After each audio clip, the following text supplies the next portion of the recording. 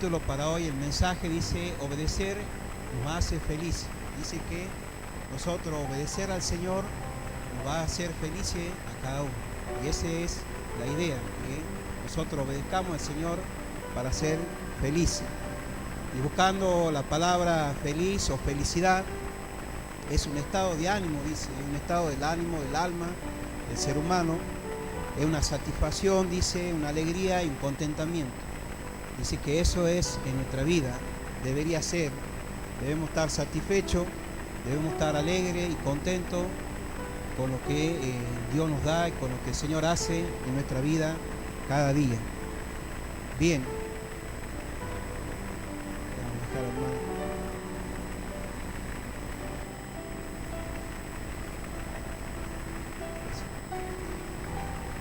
El Señor Jesús, cuando habló en el monte, ahí el sermón del monte, en el capítulo 5 al 7 de Mateo da un sermón y habla muchas cosas, y entre esas cosas habla la felicidad, o ahí usted va a leer bienaventuranza. Bienaventuranza dice que usted va a escuchar ahí, vamos a leer cuando veamos la lectura. El Señor ahí enseñó muchas cosas como maestro, como Señor ahí en ese monte. Ese monte más o menos estaba situado, dice, alrededor de la ciudad de Capernaum, que es pueblo de Naún o pueblo de consolación. Eso significaba ese monte, pueblo de consolación, en ese lugar ubicado. Y también era ese antiguo poblado de pesqueros, gente que pescaba, se dedicaba a la pesca. Tenía una colina más o menos de unos 300 metros de altura, donde el Señor se sentó de ahí y de ahí le habló a todos los discípulos, a todo el pueblo en ese lugar.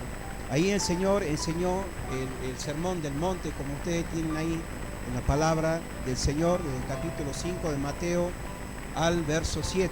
Pero nosotros nos vamos a centrar en el capítulo 5, y ahí en el capítulo 5 habla de la bienaventuranza. ¿Y qué es lo que significa la palabra bienaventuranza o feliz? La palabra bienaventuranza viene, dice, del hebreo barak. Suena a los jóvenes este término, que no, grupo de alabanza y adoración, barak, que significa arrodillarse. Bienaventuranza significa arrodillarse, ser bendecido, arrodillarse, postrarse para recibir una bendición. Y eso es lo que tenemos que hacer nosotros, postrarnos, adorarle al Señor para recibir una bendición y ser felices. Entonces la bienaventuranza es un estado de felicidad, como hablábamos hace rato, estar alegre, gozoso, contento y alegre. O también dice que es feliz aquel, dice la traducción, feliz aquel. También la palabra bienaventuranza es una palabra griega, dice, que expresa regocijo, alegría en nuestra vida, regocijo, alegría, y es una satisfacción en nuestra vida, especial concedida a la persona, dice, que experimenta la salvación. Cuando uno acepta a Cristo como Señor y Salvador, experimenta este gozo, esta alegría, cuando uno ha aceptado a Cristo como Señor y Salvador. ¿Quién está por primera vez en esta tarde? Dios les bendiga. Bienvenido a la casa de nuestro Señor. Dice que es un gozo, una alegría por aquel que se arrepiente y acepta a Cristo como Señor y Salvador, experimenta esa salvación. Ahora vamos a ver ahí en Mateo capítulo 5, cómo el Señor empieza a hablar de la bienaventuranza o la felicidad, y habla 8 felicidades en nuestra vida. 8 felicidades, pero si nosotros obedecemos, si obedecemos a sus mandamientos.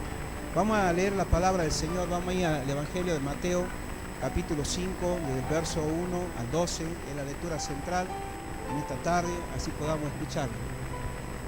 Dice así: viendo la multitud, el Señor que estaba alrededor, subió, dice, al monte, y sentándose vinieron a él sus discípulos. Dice que se sentaron y vinieron todos sus discípulos. Verso 2, y abriendo su boca le enseñaba diciendo. Verso 3, bienaventurados o feliz los pobres en espíritu, porque de ellos es el reino de los cielos. Verso 4, bienaventurados los que lloran, porque ellos recibirán consolación. Verso 5, bienaventurados los mansos, porque ellos recibirán la tierra por heredad. Verso 6, bienaventurados los que tienen hambre y sed de justicia, porque ellos serán saciados. Verso 8, 7, bienaventurados los que misericordiosos, porque ellos alcanzarán misericordia. Verso 8, bienaventurados los de limpio de corazón, porque ellos verán a Dios. Verso 9, bienaventurados los pacificadores, porque ellos serán llamados hijos de Dios. Verso 10, bienaventurados los que padecen persecución por causa de la justicia, porque de ellos es el reino de los cielos. Verso 11, bienaventurados sois cuando por mi causa os vituperian, o blasfemian, o hablan mal de nosotros, y os persiguen, y digan toda clase de mal, cuando contra vosotros mintiendo. Y verso 12, gozaos y alegraos, porque vuestro galardón es grande en los cielos, porque así persiguieron a los profetas que fueron antes de vosotros. Amén. Hasta acá la escritura central de esta tarde. Entonces vemos acá que el Señor empieza hablándole de las bienaventuranzas en el sermón este.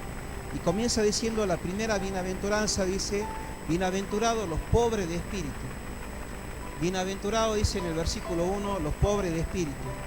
¿Qué es un pobre de espíritu? ¿Qué es pobre de espíritu? No es pobreza en lo económico, sino pobre de espíritu. Mucha gente puede tener de más dinero, pero está pobre en espíritu. También gente que es pobre económicamente, pero también está pobre en su espíritu. ¿Qué es una persona pobre de espíritu? Es una persona que reconoce su miseria espiritual ante Dios.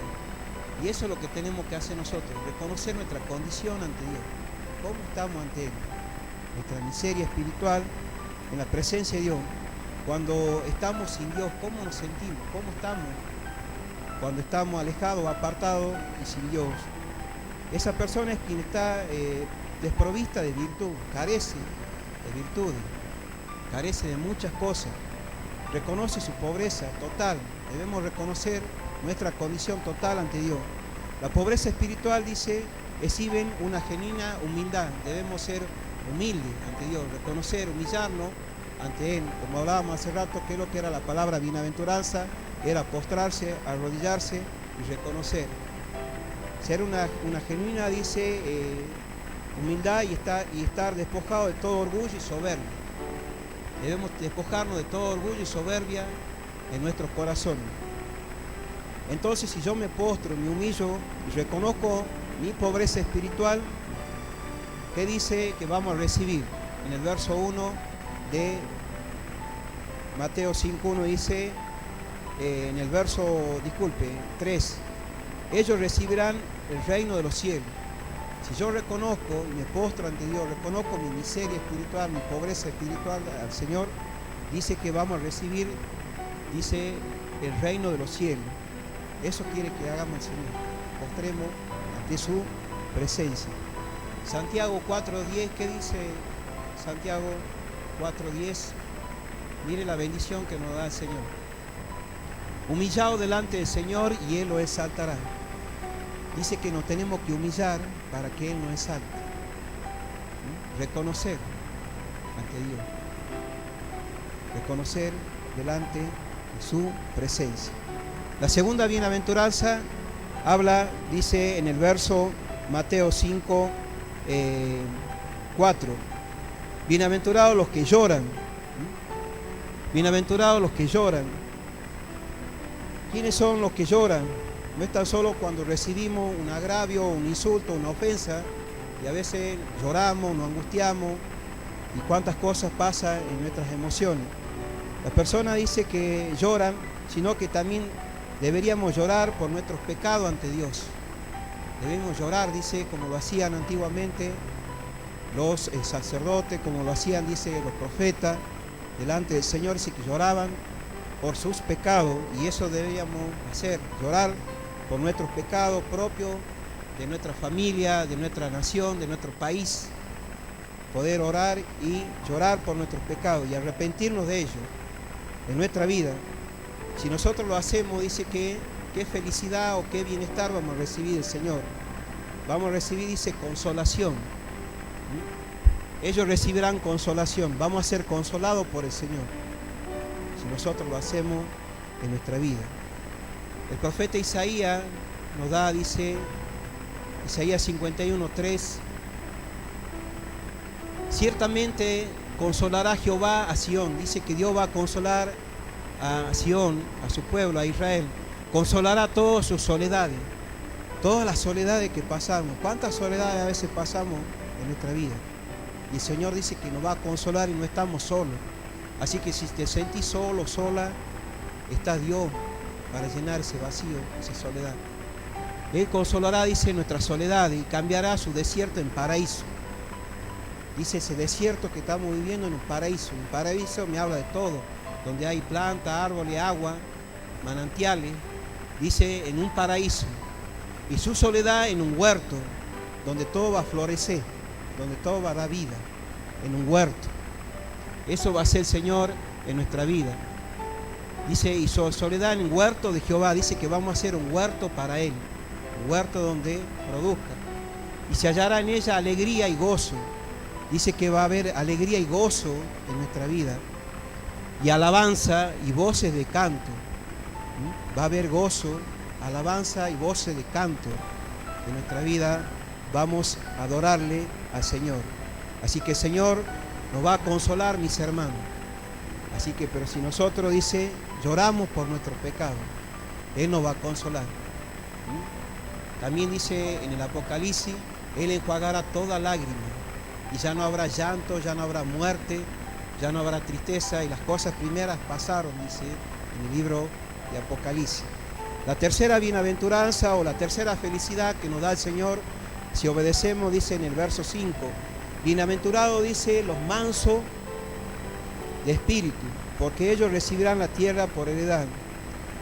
¿Quiénes son los mansos? O los que practican la mansedumbre, porque hay que practicar la mansedumbre. La mansedumbre viene cuando nosotros aceptamos a Cristo como Señor y Salvador y viene su Espíritu Santo y es fruto del Espíritu la mansedumbre. Entonces que hay que ejercitarla y desarrollarla día a día hasta la venida del Señor. Entonces la mansedumbre, ser manso, es tener el control y disciplina de nuestro espíritu. Control y disciplina. Porque la palabra nos enseña, dice que Dios nos ha dado espíritu no de cobardía, sino de amor y de dominio propio. Control, dice, y disciplina de nuestro espíritu y de nuestro carácter. ¿Cómo estamos con nuestro carácter? ¿Cómo estamos cuando nos contestan, cuando nos hablan? ¿Cómo respondemos en el hogar, en la escuela, en el trabajo, en la sociedad? O cuando estamos manejando un vehículo, una bicicleta, una moto. Mañana comienza el día de trabajo y nos encontramos en la calle. ¿Cómo está nuestro espíritu? Entonces podamos nosotros ser mansos. Manso no significa debilidad, sino fortaleza en medio de la prueba. Manso no significa debilidad, sino fortaleza en medio de las pruebas. También la mansedumbre es una virtud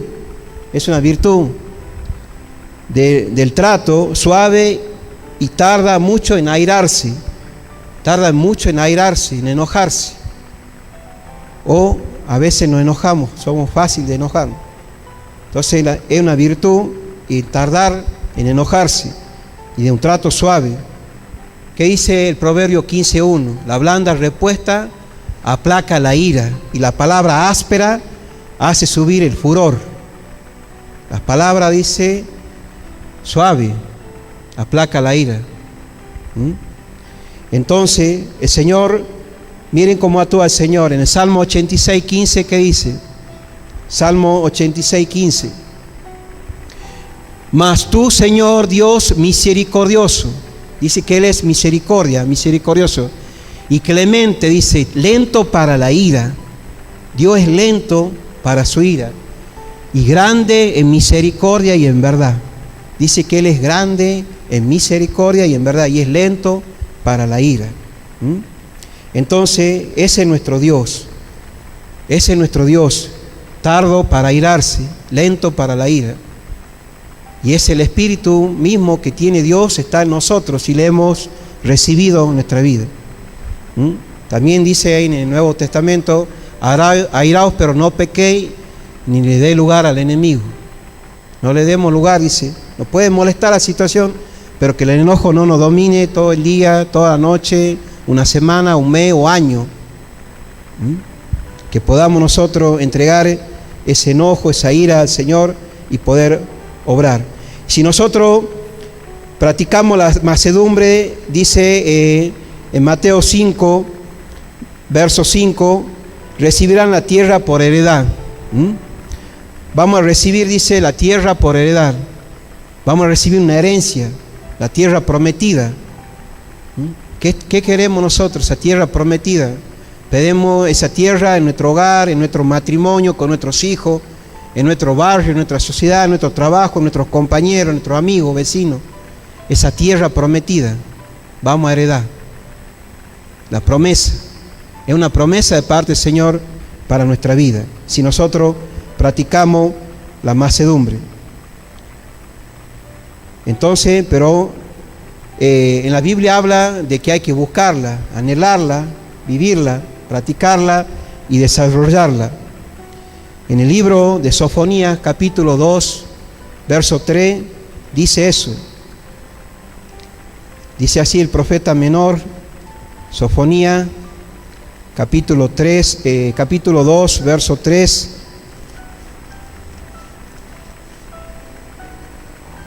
Ya le leemos.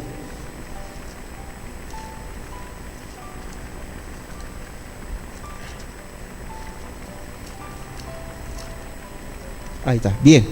Dice en la parte final, sería la parte C, buscad mansedumbre, la parte final. Buscad mansedumbre, quizás seráis guardado en el día del enojo de Jehová.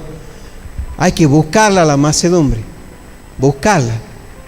Buscad, dice, la mansedumbre, quizás seráis guardado en el día del enojo del Señor. Buscad. Entonces, ¿qué hay que buscarla? Buscad mansedumbre, quizás seráis guardado en el día del enojo de Jehová. Y por último, ¿qué dijo el Señor Jesús en Mateo 11, 29? Llevad mi yugo, dice que llevemos el yugo de Él, la vida que Él llevaba. Llevar el yugo de Cristo es llevar la vida que Él llevaba acá en la tierra. Y a veces nos cuesta llevar la vida esa de Jesús acá en la tierra. Llevad mi yugo sobre vosotros y aprended de mí que soy manso y humilde de corazón. Aprended de mí que soy manso y humilde de corazón. A Jesús, cuando lo iban a matar, estaba en la casa del sumo sacerdote, después en la casa del rey Herodes, en la casa del gobernador también. Dice que lo escupían, lo maltrataban y él estaba callado ahí, manso, sin decir una palabra. Y a veces nos cuesta. Manso y humilde de corazón, dice, y hallaréis descanso para vuestra alma. Hallaremos el descanso que estamos necesitando a nuestra alma. Alma significa emociones, todo lo que se genera dentro nuestro.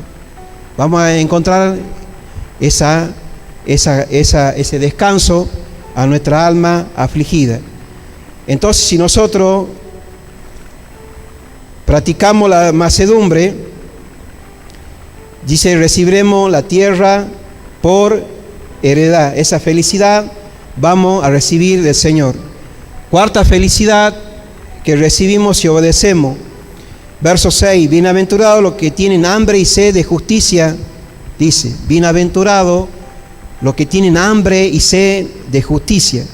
¿Qué significa tener sed y hambre de justicia? Debemos tener apetito espiritual para crecer espiritualmente, ese hambre de conocer de Dios. A veces, ¿cuántas veces nosotros hemos hecho cosas en este mundo para lograr algo? Bueno, ese mismo deseo, esas ganas de buscar, debemos tener para el Señor. Ese hambre de Dios, esa justicia de Dios. Tener justicia de Dios implica tres cosas. Primero, la justicia en la relación entre Dios y el hombre. Es la relación entre el hombre y cada uno de nosotros. Que Dios sea nuestra justicia a nuestro pecado, a nuestra vida. Recibir esa justicia. Y esa justicia se recibe a través de Jesucristo. Porque Él es el que justifica al pecador, dice. A través de Cristo tenemos la justificación de vida, dice. Por un hombre entró, dice, la muerte por Adán. Y por otro hombre acá en la tierra, la justicia de vida, que es por medio de la fe. Esto se ha hablado mucho en estos tiempos. También en la escuela bíblica se habla de eso. En el primer estudio se habla de eso. Que somos justificados por medio de la fe. La justicia en la relación entre Dios y su pueblo, o sea, su pueblo, nosotros, sus hijos. También la justicia en la relación entre los hombres, entre nosotros, entre los pares. Practicar la justicia de Dios entre nosotros. No la justicia del hombre, que antes era ojo por ojo, diente por diente. Eso era en el mundo. ¿Por qué nosotros tenemos que tener la justicia de Dios? Porque Él es el juez supremo de la tierra y Él es el que imparte justicia. Génesis 18:25, ¿qué nos dice? Bueno, acá Moisés ora por el pueblo, ahí en Sodoma y Gomorra, y pide justicia y que no mate a nadie por los pecados que se vivían en Sodoma y Gomorra. Pero acá en el versículo dice, lejos de ti el hacer tal, que hagas, dice, morir al justo con el impío, y que sea el justo tratado como el impío. Nunca tal hagas, el juez de toda la tierra no ha de hacer lo que es justo. El juez de toda la tierra no ha de hacer lo que es justo. Así que Él es el que reparte justicia, mis hermanos. Entonces nosotros que podamos tener hambre de esa justicia de Dios, que es a través de nuestro Señor Jesucristo. Tener hambre y sed de Dios consiste en una actitud moral y total, la cual llena al hombre de paz en su vida, en su interior, y felicidad por sí mismo. Busca llenarse de felicidad y de paz, pues ningún otro deseo satisface completamente al hombre. Dice en el Salmo 36, verso 8, serán completamente, dice, saciados de la grosura de tu casa. Dice que vamos a ser saciados de lo mejor de la grosura. La grosura habla lo mejor. Lo mejor nos va a dar el Señor. Y tú le abrevarás del torrente de tus delicias. Dios nos va a dar agua, dice, del torrente de sus delicias. Y ese torrente es nuestro Señor Jesucristo. Él es el agua y la fuente de vida. Por eso dice la palabra, si alguno tiene sed, venga y beba de mí. Porque de su interior, dice, correrán ríos de agua viva, dice en el Evangelio de San Juan 7, 37 y 38. Vengan a beber, porque Él es la fuente que brota, manantial de vida, salpica a nuestra vida. Entonces, eso es lo que va a hacer el Señor. ¿Y cuál va a ser nuestra felicidad? Dice, nuestra recompensa si obedecemos. Dice así, porque ellos serán saciados. Vamos a ser saciados. Muchos de nosotros buscan calmar esa sed. A veces lo hace por otros caminos en el mundo. La droga, el alcohol, la mentira, el placer, el engaño. Calmar y calmar una relación fuera de los planes de Dios. Calmar y calmar esa sed. Entonces vamos a ser saciados, seremos llenos y nuestra sed y nuestro hambre se van a calmar de parte del Señor. Quinta felicidad o bienaventuranza, dice, verso 7. Bienaventurados los misericordiosos, porque ellos alcanzarán misericordia. ¿Qué es tener misericordia? Es la disposición, dice, de uno a compadecerse de los sufrimientos o miseria ajena del otro. Que nos pongamos, dice, en la situación que vive o pasa el otro. Muchos de nosotros a veces está enfocado en el problema uno mismo, pero no mira lo que está pasando alrededor. Quizá en casa, quizá en el vecino, en el amigo, en el compañero o en el hermano en la iglesia. Tener misericordia, compadecerse del mal ajeno. Se manifiesta en nuestra vida, dice, en ser amable, en asistir al necesitado, como dice en Santiago. Viene tu hermano, dice, te pide un abrigo y lo despedí y no le da lo que necesita en ese momento. Y quizá uno tiene un abrigo o algo para darle. En este caso, si nosotros tenemos la palabra del Señor, dale una palabra de aliento y de consuelo. Y si está en lo material, bueno, en tu disposición también hacerlo. Asistencia al necesitado, especialmente en el perdón y la reconciliación. Es más que un sentimiento de simpatía, es una práctica en el creyente. Debe ser una práctica diaria en nuestro andar, el tener misericordia por el otro. Es uno de los principales atributos de Dios. Dice que es un atributo de Dios principal. Miqueas 7, 18 y 19, ¿qué dice la palabra? ¿Qué Dios como tú que perdona la maldad y olvida? Dice, perdona y olvida. ¿Le suena esto? A veces perdonamos pero no olvidamos, o olvidamos pero no perdonamos, pero Dios es lo distinto. Dice, perdona la maldad y olvida el pecado del remanente de su heredad, y no retuvo para siempre su enojo, porque se deleita en misericordia. Él se deleita en hacer misericordia. Y si no estaría la misericordia de Dios en nuestra vida, no estaríamos acá, mis hermanos, porque Él es misericordioso, por eso estamos acá. Si no, ya Dios nos tuviera que haber cortado a nosotros a causa de nuestros pecados. Dice la palabra, estábamos separados, lejos de Dios, y gracias al amor y la misericordia del Señor estamos acá delante de Él. Entonces, si nosotros obedecemos, vamos a recibir esta felicidad en nuestra vida. Vamos a recibir, dice, vamos a alcanzar, dice, misericordia. Dice así en el verso 7 de Mateo, bienaventurados los misericordiosos, porque ellos alcanzarán misericordia. Verso 8, sexta bienaventuranza o sexta felicidad para nuestra vida. Bienaventurados los limpios de corazón, porque ellos verán a Dios. Bienaventurados los limpios de corazón. ¿Qué es tener un corazón limpio para Dios? Es sentir a Dios dentro, es sentir a Dios dentro nuestro mismo, en nuestra vida, en nuestro interior, y expresarle las palabras que sentimos, con gestos de nuestra vida y con actos que engrandezcan a Él, que lo realiza tanto como aquellos que son receptores de Dios, que Él habla a nuestro corazón. Un corazón puro de amor. El Señor habló en Mateo 15, 19. ¿Qué dijo el Señor en el Evangelio de Mateo 15, 19?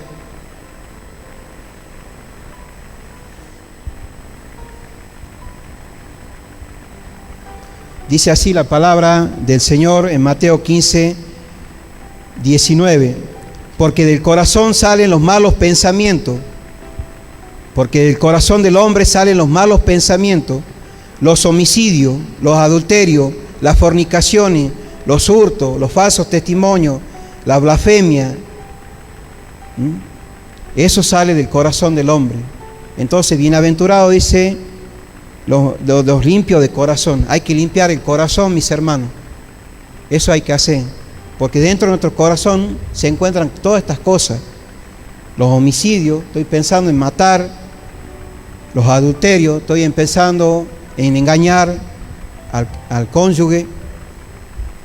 Las fornicaciones, tener relaciones fuera del matrimonio, como dice la palabra. Los hurtos, pensando en robar. Los falsos testimonios, hablar mentira de otro. La blasfemia, hacer juicio a otra persona. Eso sale del corazón del hombre. El corazón es como el centro de la naturaleza humana. Es el asiento de las emociones y la voluntad que uno tiene. Y el Señor nos manda que lo cuidemos al corazón nuestro. ¿Qué dice el Proverbio 4:23?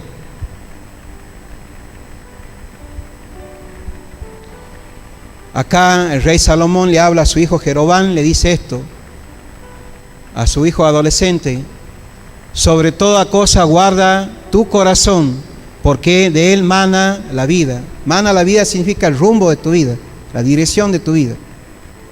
Eso habla, dice que guardemos el corazón. La palabra corazón en la Biblia, usted va a leer corazón, está relacionado con la mente. Guarda tu mente, porque lo que nosotros pensamos va a determinar el rumbo de nuestra vida. No habla del órgano que tenemos acá en la parte izquierda, es un músculo nada más, es el músculo más fuerte que tenemos en el cuerpo. No habla de eso, sino habla de cuidar la mente. Cuida tu mente. Entonces, ¿qué basura metemos a la mente nuestra? Hay que limpiarla.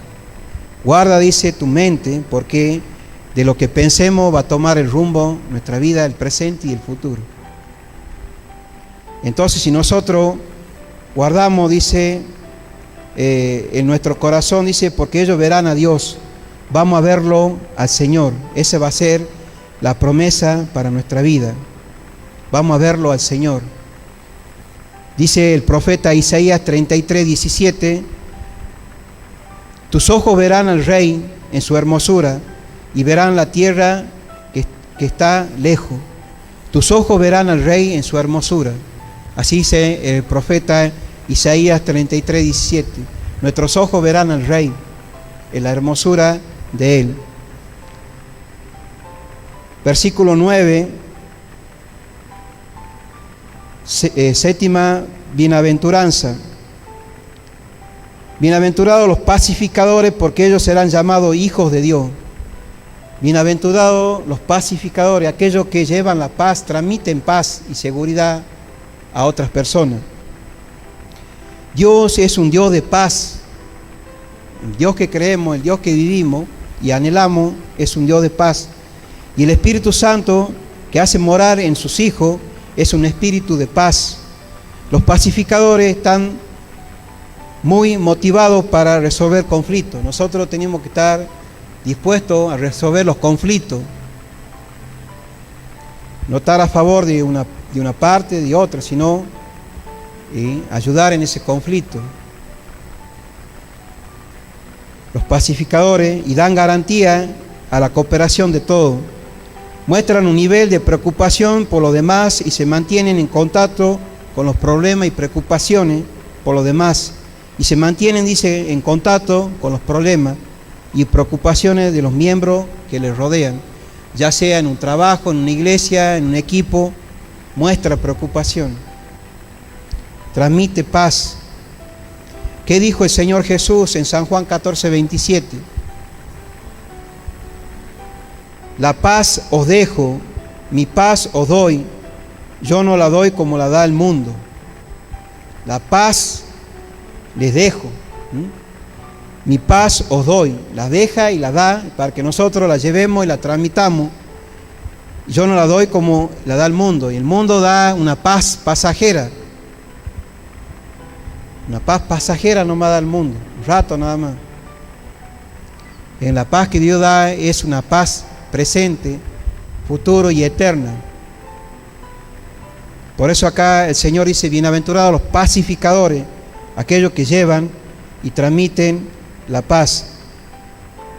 Romanos 14:19 no está en el contexto, pero dice así, Romanos 14:19, así que sigamos lo que contribuye a la paz y a la mutua edificación. Así dice el libro de Romanos 14:19, así que sigamos lo que contribuye a la paz. Entonces, ¿qué contribuye a la paz? Dice, sigamos a lo que edifica. Lo que edifica, para que traslademos esa paz en nuestro interior y llevemos. ¿Y qué vamos a recibir? ¿Qué felicidad vamos a recibir si obedecemos? Dice, la palabra dice, serán llamados hijos de Dios. Vamos a ser llamados hijos de Dios, porque el mundo va a ver eso, va a ver la paz interior que tenemos. Ahora si vemos en nosotros que estamos afligidos, angustiados, y no ven paz en nuestra vida, no vamos a ser llamados hijos de Dios, dice su palabra. Porque el Dios que creemos dice que Él es paz, y nosotros, sus hijos, debemos llevar esa paz. Por última, felicidad o bienaventuranza, dice versos 10 y 11, bienaventurados los que padecen persecución por causa de la justicia, o sea, la justicia de Cristo, porque de ellos, dice, porque de ellos es el reino de los cielos. Bienaventurados sois, dice, por mi causa os vituperian y os persigan y digan toda clase de mal contra vosotros mintiendo. Dice que vamos a ser bienaventurados los que padecemos persecución por causa de Cristo. Así que, hermanos, estamos viviendo los últimos tiempos, dice la palabra, y vamos a ser perseguidos. Así como persiguieron al Señor, nos van a perseguir a nosotros también. Dice, Jesús está hablando acá de la bendición o la felicidad al ser perseguido por hacer el bien o proclamar su palabra. ¿Por qué seremos perseguidos nosotros? Por la justicia. La realidad es un mundo caído por el pecado. Vemos este mundo que está caído por el pecado, y es por causa de Cristo que somos perseguidos. Es que si nosotros demostramos justicia genuina, pura, que viene de Dios, con mucho más razón nos van a rechazar por causa del Evangelio. Nos van a rechazar en este sistema, en este mundo que está caído a causa del pecado. ¿Y qué dijo Jesús en los últimos tiempos, las señales que iba a haber el final? Lucas capítulo 21, 12 y 13. Pero antes de todas estas cosas os rechazarán, echarán mano, dice, van a echar mano, lo van a agarrar y os perseguirán, dice, os entregarán a la sinagoga, a las cárceles y seráis llevados ante reyes y ante gobernantes por causa de mi nombre. ¿Por causa de quién? Por causa de Cristo. Nos van a llevar ante los tribunales, ante los gobernantes, ante todo, dice, a la sinagoga, en los templos. Le van a decir, ¿usted por qué cree en Cristo? Y ahí tenemos que nosotros defender lo que creemos, nuestra postura. Y nos van a maltratar, nos van a humillar como lo hicieron con el Señor. Es por causa del Evangelio. En la familia también. Dice, 2 estarán de acuerdo y otros 3 no. Yo voy a decir, ¿por qué mi papá, mi mamá, mi hermano, mi hijo no creen en el Evangelio? Es por causa de Cristo. Entonces que hay que orar para que se conviertan y Dios toque sus vidas. Por causa de mi nombre, dice, entonces vamos a recibir, dice, el reino de los cielos. Pero vamos a ser pasados por fuego, mis hermanos. Por fuego vamos a ser pasados. Y Hechos, libro de Hechos, capítulo 14, verso 22, que dice, confirmando los ánimos de los discípulos, dice acá Pablo, que había ido a las ciudades anteriores que había predicado, exhortándoles, animándole a que permaneciese en la fe. Pablo exhortaba acá a la iglesia que permaneciese en la fe. Y la misma palabra, mis hermanos, para ahora, a permanecer en la fe. Y diciéndole, es necesario que a través de muchas tribulaciones entremos en el reino de Dios. Es necesario que a través de muchas tribulaciones vamos a entrar. En este mundo vamos a ser perseguidos. Jesús no dijo, pare de sufrir. Dijo, en el mundo tendrás aflicción, pero confía en mí, yo he vencido al mundo. Eso dijo el Señor.